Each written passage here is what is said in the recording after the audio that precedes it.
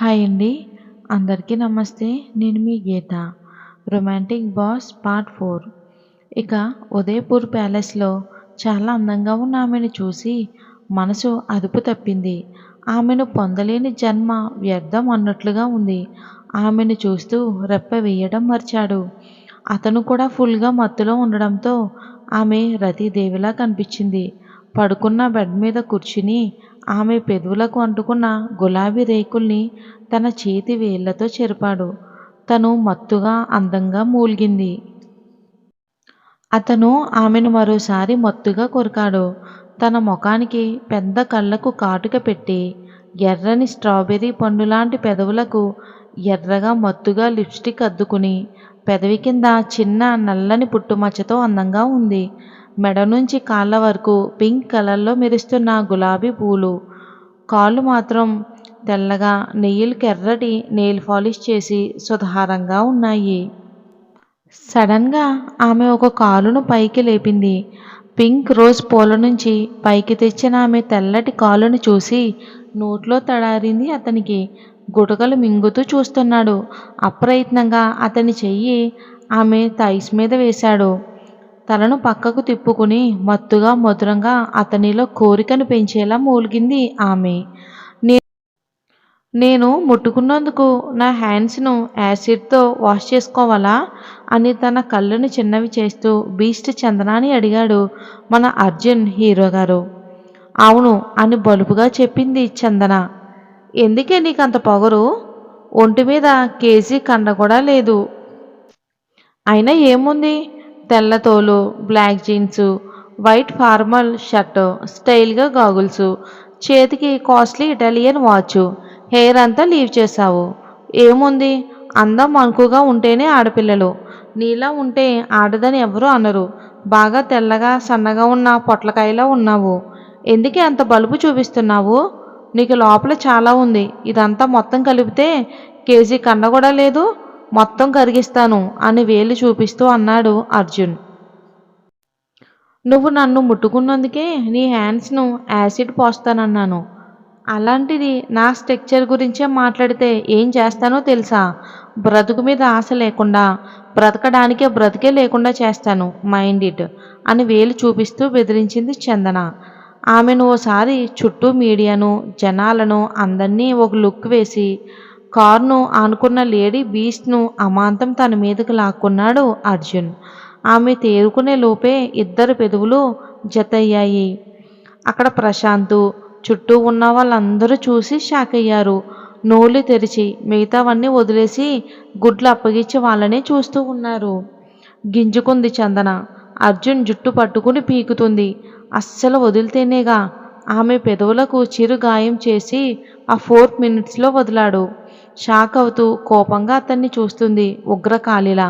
Side smile ఇచ్చి అతని ఫోన్‌కి ఏదో మెసేజ్ రాగానే అక్కడి నుంచి తుర్రుమన్నాడు అర్జున్. కోపంగా కార్ స్టార్ట్ చేసుకుని వెళ్ళిపోయింది చందన. ఫర్ ది ఫస్ట్ టైం ఆమె కంట్లో నీళ్లు.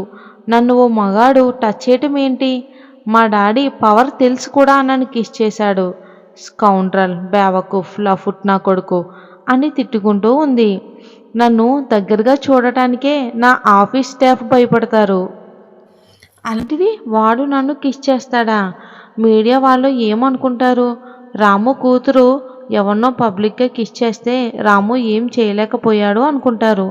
కానీ తన డాడీకే ఫోన్ చేద్దామని అనుకునే లోపే తన రౌడీ డాడీ నుంచి ఫోన్ వస్తుంది. తను కారు కూడా ఆపకుండా లిఫ్ట్ చేసి డాడీ అంటూ రాగం అందుకుంది.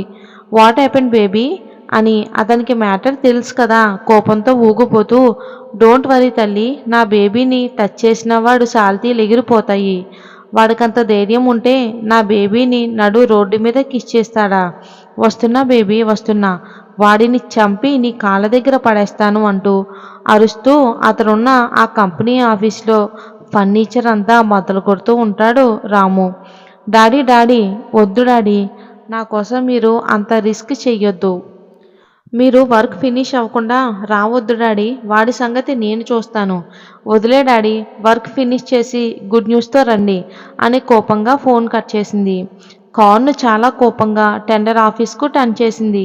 టెండర్ టైం క్లోజ్ అయ్యింది. దీనికి కారణం ఆ లఫుట్ గాడి అని తిట్టుకుంటూ అసహనంగా ఆఫీస్కి వెళ్ళింది. ఇంటర్వ్యూలు జరుగుతూ ఉన్నాయి. సైలెంట్గా తన పీసీలో ఆ ఇంటర్వ్యూలను చూస్తుంది. వన్ బై వన్ అందరూ వస్తున్నారు కానీ ఎవ్వరూ అసలు జెన్యున్గా అనిపించడం లేదు చందనాకి. ముందు ముగ్గురు పర్సన్లు, తర్వాత ఇద్దరు, తర్వాత ఒకరు జిఎం గారు, ఇంకొకరు ఫైనల్గా లేడీ బీస్ట్ ఇంటర్వ్యూలు చేస్తున్నారు. జిఎం ముందుకు వచ్చిన పర్సన్ని చూసి కోపంగా చేతులు బిగించుకుంది చందన. తన చేతుల్లో ఫోన్ పగిలేలా ఉంది. గంట వెనక్కి వెళ్తే మన హీరో బాబు బీస్ట్ బేబీని కిస్ చేసిన తర్వాత అలసిపోయి 4 పూరీలు తిని హాయిగా దర్జాగా 11కి ఇంటర్వ్యూ జరిగే సిడి ఆఫీస్కి వచ్చాడు. ఆఫీస్‌ని చూస్తూ పర్లేదు ఆఫీస్ బానే ఉంది. బానే బిల్ చేశారు మచ్చా అని అనుకుంటూ తన సర్టిఫికేట్ ఉన్న ఫైల్‌ని ఎగరేసుకుంటూ చిన్నగా విజిల్ వేస్తూ లోపలికి వచ్చాడు అర్జున్. రిసెప్షన్ ఎక్కడో ఎంక్వైరీ చేసి అక్కడున్న మినీ మిడ్ పిల్లకు కాసేపు సైట్ కొట్టి సెకండ్ ఫ్లోర్‌లో అని తెలుసుకున్నాడు ఇంటర్వ్యూ జరిగేది. ఆమెను ఫ్లాట్ చేస్తున్నాడు.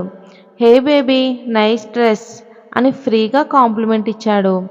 థ్యాంక్ యూ సార్ అని మురిసిపోయింది ఆ పాప. అవును ఇక్కడ మేడం అదే మీ బాస్ గురించి చెప్తావా అని అడిగాడు. ఆమె నిలబడిన టేబుల్ కిందకంటూ జారబడి అదెందుకులేండి సార్ శాడిస్ట్ అనే వర్డ్ చాలా చిన్నదే అవుతుంది. మస్తు పొగరు డబ్బుంది కదా ఎవరిని కేర్ చేయదు. కళ్ళు నెత్తిమీదే ఉంటాయి. ఈవిడ డాడీ గారు కూడా సేమ్ రాము సారు. అతను ఈమె జిరాక్స్. మా అందరి కష్టం దోచుకుని ఇలా మేడలు మిద్దెలు కట్టారు. ఓ అవునా మరి మీ బాసు లేడీస్ని కూడా కేర్ చేయదా? నో సార్ అట్లీస్ట్ మా గర్ల్స్ని కూడా కేర్ చేయదు. ఓ అవునా ఎందుకు? ఆవిడకంటే మీరు అందంగా ఉంటారనా? అర్జున్ మాటలకు ఆ అమ్మాయి నవ్వింది. ఇక అర్జున్ ఆమెకు బాయ్ చెప్పి సెకండ్ ఫ్లోర్కి వెళ్ళాడు. చాలా కాస్ట్లీ ఇంటీరియల్స్తో చాలా అందంగా ఉంది. కింద ఫ్లోర్ కూడా వైట్ మిల్క్ స్టోన్తో చాలా అందంగా ఉంది. మట్టి అంటుకున్నా కూడా అందంగా ఉండేలా దాన్ని బిల్డ్ చేశారు. ఇక అర్జున్ లిఫ్ట్ అనేది యూజ్ చేయకుండా స్టెప్స్ మీద నడుచుకుంటూ జంప్ చేసుకుంటూ కిందకు పైకి మంకీలా ఎగురుకుంటూ ఇంటర్వ్యూ జరిగే ప్లేస్కి వెళ్ళాడు. అక్కడ అందరూ సీరియస్గా ఏవో బుక్స్ చదువుకుంటూ కూర్చుంటే వారు ముందుకు జంప్ చేసి ల్యాండ్ అయ్యాడు. ఒక్కసారిగా అందరూ అదిరిపడ్డారు. ఇక నెక్స్ట్ సెకండ్ అందరినీ చూసి నవ్వాడు.